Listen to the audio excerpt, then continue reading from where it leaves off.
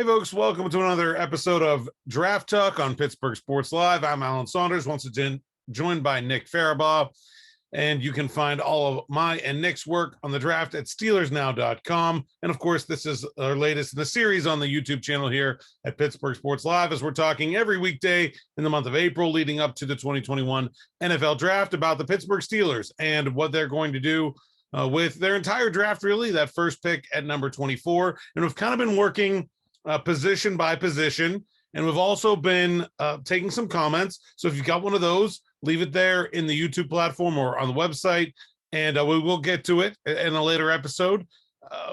But we've also been trying to react to the news as it comes, and in the last 24 hours, some people have said some pretty wild things about the Steelers quarterback situation. Booger McFarland of ESPN said that he thinks the Steelers are one of the best fits for Florida quarterback Kyle Trask. Adam Schefter of ESPN said the Steelers have to draft a quarterback. And John Clayton said on 93.7 The Fan yesterday that he thinks Ben Roethlisberger is going to play 2 more seasons. So we've got lots of wild takes about the Steelers and quarterback in this draft. Let's look at the facts. Ben Roethlisberger's contract will void after this season. Mason Rudolph is also set to be a free agent after this season, and frankly has not looked like a starting quarterback in the opportunities he's gotten. Dwayne Haskins is a total wild card, will be a restricted free agent after the season, and probably won't even get to play unless something unforeseen happens. Nick, is quarterback a need now, a future need, where it doesn't make any sense for them to be drafting one? What is your take here? The only way it's a need is if you're going to get the guy of the future, right? The guy, and I mean the guy that is going to step in for Ben Roethlisberger potentially this season and play legitimately. Unless it's Justin Fields, Trey Lance, Zach Wilson, or Trevor Lawrence, it's not going to be any of the first two because they're going to be gone 1 and 2. It's probably not going to be any of the other two either because they're probably going to be gone probably within the top 10. So unless it's one of those four, no, it's not a need because you're not searching for a backup, in my opinion. It's not a need this year. You push that to next year if you really let Mason Rudolph walk, or you sign a quarterback next year, a stopgap. So no, it's absolutely not a need. They even have the young guy with upside in Haskins there already. So, I mean, and like who in this draft are you going to find at good value? And I emphasize good value because it is huge. You don't want to reach on a quarterback in like round 2 or 3 just for the emphasis of upside. Who's going to be better value than Dwayne Haskins in terms of his upside and what he could bring? I don't know. So, no, I don't think it's a need, at least not in the way that, McFarland or Schefter have discussed it, because I just – we'll get into Kyle Trask and some others later, but I don't see how these guys really change the outlook of the room regardless. Right. I mean, I think, to me personally, that number 24 pick needs to be used on a position where that player is going to be starting this season. Or if you trade up or trade down, wherever it ends up, that first pick, they have so many places where they could use an upgrade on the guys that are currently at the top of the depth chart. I wrote about it on the site yesterday. I named 5 positions where I feel like you could take a player at number 24 and get better results than you would from a guy that's on the roster right now. I don't think quarterback is one of those positions. I don't think Ben Roethlisberger was great last year. I think he was average to mediocre, but assuming that those top 5 guys are off the board, you're not going to get a better player than Ben Roethlisberger. I'm not even sure the top 5. Like, are Trey Lance and Mac Jones definitely going to be better than Ben Roethlisberger this year? I mean, they have a chance to be, but I wouldn't say it's some kind of certainty. And then, yes, there's a future need, but quarterback is a position where, there aren't, you don't draft guys in the 5th and 6th round hoping that they're going to become a starter someday. That's just not the way quarterback works. And they have a guy, like you said, in Dwayne Haskins that is a better developmental prospect than they could possibly hope to get anywhere in this draft. I don't see it at all, but I do think that Trask specifically is probably fair value in the 2nd or 3rd round, but I just don't see the Steelers going that route. I just don't see how he fits anything they need unless they're drafting him for after next year. Because listen, this guy is literally Mason Rudolph. I mean, he is Mason Rudolph. This is what Kyle Trask is. He's got a limited arm to a degree. in terms of just, throwing with high velocity. He has some spotty patches of processing. He's not going to be great outside the pocket. He's kind of a statue, right? So he's not going to elevate you in that manner. Like, to me, that's a day 3 player at quarterback. But that's just me. I just don't think Trask offers you much you don't already have in Mason Rudolph. So honestly, I mean, yes, you're just essentially stepping back into what you had with rookie Mason Rudolph, which I don't think anyone would want to see on the football field anytime soon. He's fine what he is now. He's a fine backup, but they don't need that. And they don't need to spend a second or a third round pick on a backup quarterback in this year's draft. They just don't need. Yeah, I think they have solid backups. Josh Dobbs is still sitting there. If they feel like they don't have solid enough backups, they can go get him back if they want, or if they want somebody with more mobility than the guys on the roster they have, they can get that. Is there maybe a day 3 guy you'd be interested to see them take a flyer on? Maybe someone that is slipped through the cracks a little bit, but you still think has some untapped talent. There's guys like Ian Book and Sam Ehlinger that were at one time considered to be pretty high level quarterback prospects that I don't think you're going to be taken very highly. Would you be interested in a player like that? There's not a lot of guys like that. The best, so that was what Kellen Mond was until his recent hype train. And again, we'll probably talk about him. But who else is there? I mean, Jamie Newman's probably the best option of those guys. He was erratic down there in Mobile. And his Wake Forest tape also, it's pretty fun because he does have that arm strength, that size, that mobility. But his decision making, his processing, his accuracy is just, it's all over the place. So, you're truly getting a full developmental, and he might be a similar guy to Dobbs. I guess if you're looking for Davis Mills is probably a day 2 pick as well. I like Davis Mills though, potentially. If he can drop maybe in the 4th round, maybe at 128, I think he could be a nice fit. More of a pure pocket passer than anything, but he's mobile enough to do things outside the pocket. Throws a very pretty ball. Kind of reminds me of Josh Rosen coming out, but he's actually going to go in like the 4th round, so you can take a chance on that. The other guy would be actually Felipe Franks out of Arkansas. Just because again, he's super athletic. He has a big arm. He could, but if he doesn't work out at quarterback, his athletic profile says he could be a tight end. So, you could maybe take a flyer on that. I know we've seen teams actually take flyers on quarterbacks that could maybe convert somewhere else. So, that could work as well. Yeah, I like Franks for that. Newman, he did not run very well at his pro day. So to me, I didn't think he was very good in Mobile. And you think, well, okay, they're not like going to have guys scramble and run around, but then you don't run very well either. I don't know. I'm not sure I'd have him on the board at all. You mentioned Mond a bit. I've seen him mocked to the Steelers at 55.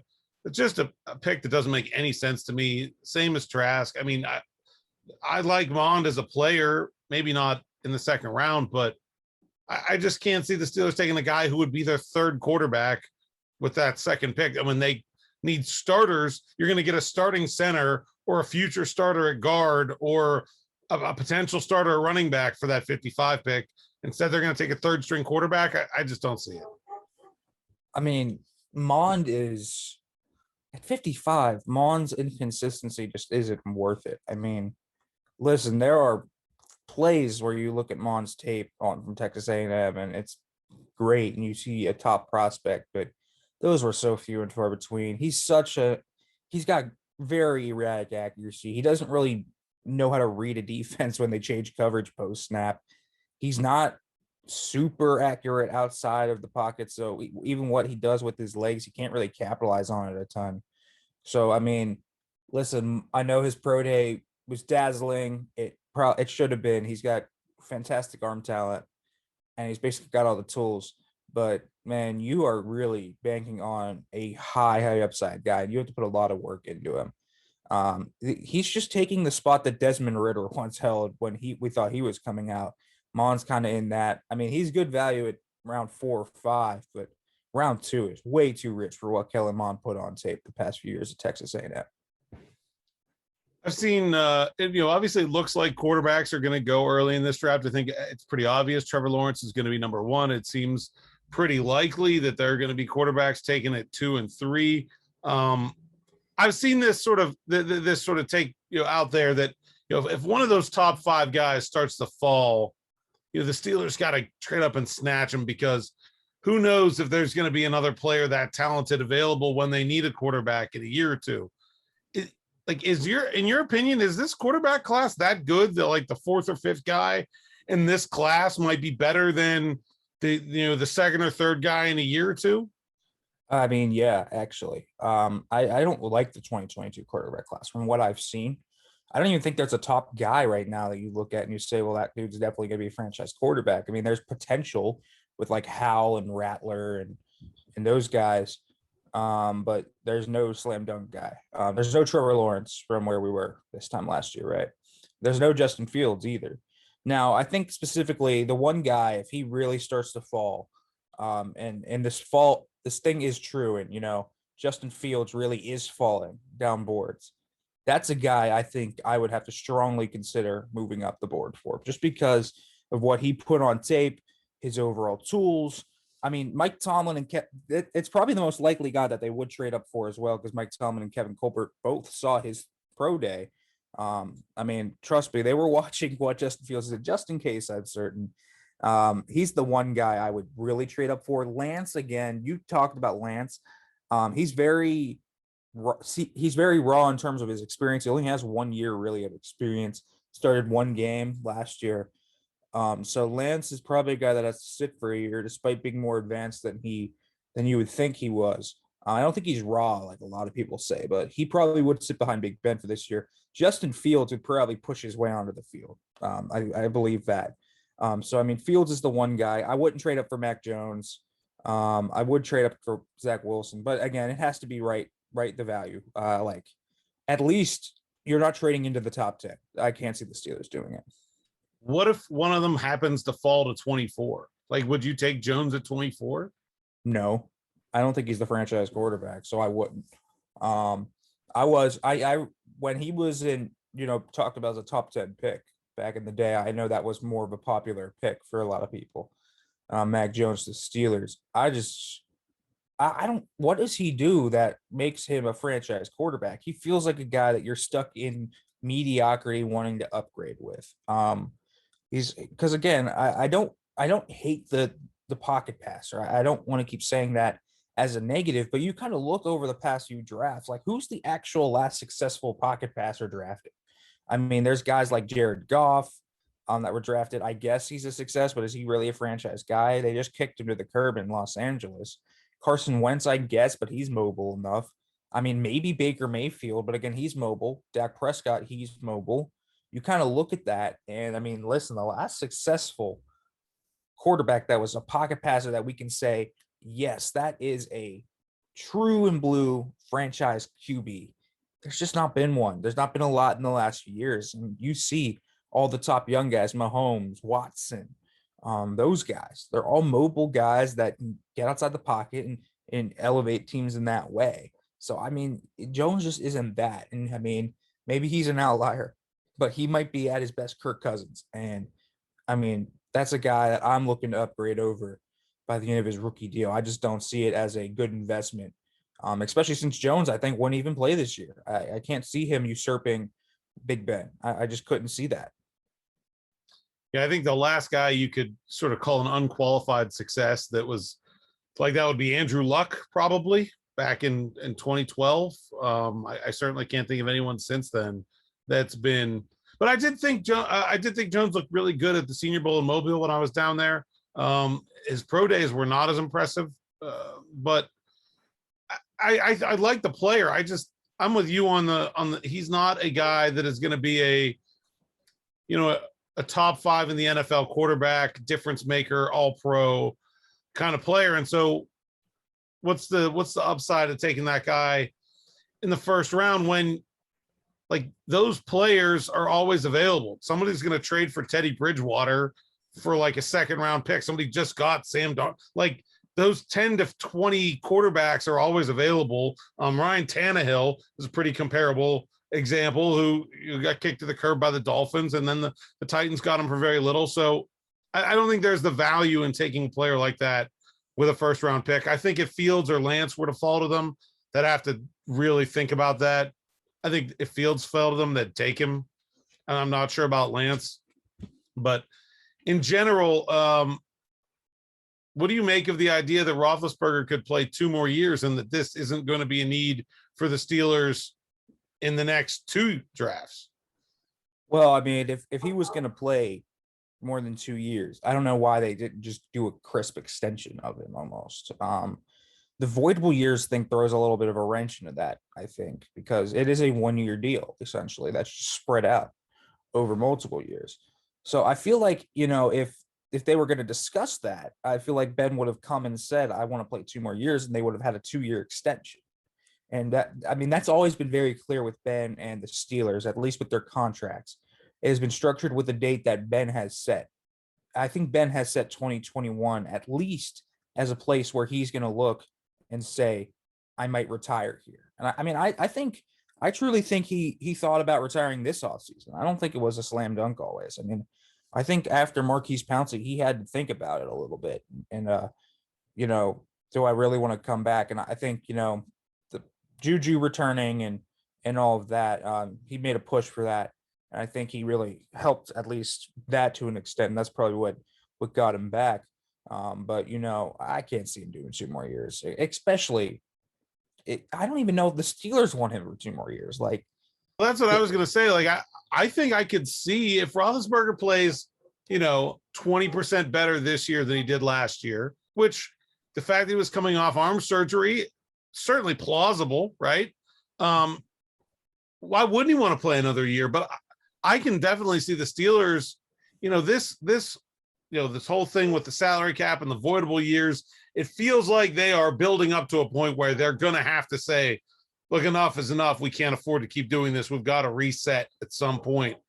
And I don't know if they would have been willing to sign an extension that put a salary figure for Roethlisberger's 2022 in writing. The way this is structured now, he's going to hit the market. And if they want him for 2022, they can get him, maybe. But, I don't think they'd be very comfortable saying, okay, yeah, you can go back for 2022 for 15 million. Like, I don't see that being in the cards. So maybe we'll see about 2022 for Ben. He also hasn't spoken since his contract, so we don't really know what's on his mind.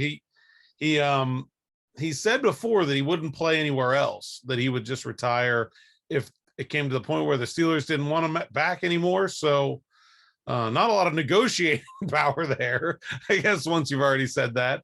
But it'll be very interesting to see. I do think he's capable of playing at least a little bit better than he did last year. I'll be very interested to see how well he integrates with what Matt Canada wants to do offensively. There's a lot of clash there compared to what the Steelers have done recently under Roethlisberger. Yeah, I mean, it also depends how the Steelers season goes, right? If they get a top 5 pick, there's no question about it. They're probably going to draft a quarterback next year. Obviously, if they get, they make the playoffs and get to the AFC Championship game or something like that, and Ben plays really well, I think he's back, and it just depends. Very, very different scenarios. They can go very different ways. Because with an AFC Championship, I mean, Ben virtually guarantees he's back pretty much if he wants to. With the Super Bowl, I think he's gone anyways. That's kind of his last thing that he wants. But like, I don't know, man. I think the Steelers are reaching. I do agree with you. They're reaching a breaking point where they're going to have to say, it's time to go. I think Kevin Colbert, because he's kind of toting the line this year on trying to build a team that's competitive, but not. I guess he's kind of setting the foundation a little bit for the post Roethlisberger era. So, I wouldn't be surprised if we saw this offseason, specifically in training camp, we saw Watt and maybe Fitzpatrick extensions to get those guys locked up. That's going to be Kevin Colbert also only has 1 year left on his deal now through the draft next year. So, I think that's everything coming to a head. Ben might play 2 more years, and I know he said he might not play in another uniform. I think if he plays decent enough, there are plenty of suitors out there if he wants them to be, that he could go elsewhere. But I don't know. It's tough for me to at least fathom seeing him with the Steelers in 2022 at this point where we stand. Yeah, I'd agree right now. That seems pretty far-fetched, but we shall see. Anything else on quarterbacks you feel like we got to hit before we wrap it up? I don't think so, really. I think we talked about most of the guys. I don't know, but my best guess is that they sign a UDFA and let that guy be the fourth guy, probably. Yeah, I really struggle to see them taking a quarterback, and I don't think it would be smart given the other moves they've already made this offseason. You know, they've committed to bringing Ben back. They have so many needs. I've broken them down. They need tackles. They need corners. I said yesterday, I think corner's the number one need. They need center. They need a guard. They need a running back, a tight end, an outside linebacker, maybe two outside linebackers, an inside linebacker. They have no backups. At safety, like Roethlisberger, Rudolph is one of their best. Roethlisberger, Rudolph, Haskins is one of their best position groups on the team. Like outside of wide receiver and defensive line might be third, like top. They're good. Who has a better three than Dwayne Haskins? Like that's solid 1, 2, 3 right there. You throw in another guy to be a camp arm and you're good. I think the idea of them drafting a quarterback is crazy. And the fact that we're even talking about Ben Roethlisberger maybe playing in 2022 just shows that it is not a super pressing future need. And you're not going to get a guy this year that's going to be a starter next year anyway if they stay at 24. And a team with that many needs trading up just seems totally crazy to me. Yeah, I mean, I totally agree with that. Unless, unless Fields is right there for the taking. That's the one guy. It's like past the Patriots, then it's kind of. I would consider jumping the Patriots. That's just me, though. Yeah. I mean, Fields looks like Cam Newton coming out of Auburn, and that's completely a compliment. And so, he's the one guy where I would look at and just say, I'm going up to get him. Because again, I think he could start this year. I really do. I think he could kick Ben off the starting job because I think he's super advanced for where he is. But outside of that, I agree with you. I think they just have too many needs, and it would be much better if they got one in 2022 or 2023 when this team is hopefully much more filled out across the roster. That quarterback has an O-line and has everything and can step into a nice situation. Yep, and I think, I hate to say it, but if things work out with Ben and they have a good season, then he's probably going to be back. And if things don't work out with Ben and they have a bad season, then they're going to be in a much better position to draft a quarterback next year. So I don't know. To me, I think it's totally crazy, but we shall see. And we will continue talking about the Steelers 2021 NFL draft leading up to the draft, which is 2 weeks from today. And so we're excited about that. And we'll continue with another position group on Friday. So leave a comment if you want to see something specific broken down by myself and Nick. And of course, go to SteelersNow.com. Check out all of the content there and the rest of the video content here at Pittsburgh Sports Live. I know Mike Vukovcan and Mike Asti on Mic'd Up have been talking about the draft in the mornings as well. So make sure to check those out. And I'll be back with some Pirates postgame later today. So for Nick Farabaugh, I'm Alan Saunders. Thanks for watching Draft Talk on Pittsburgh Sports Live. Enjoy the rest of your day.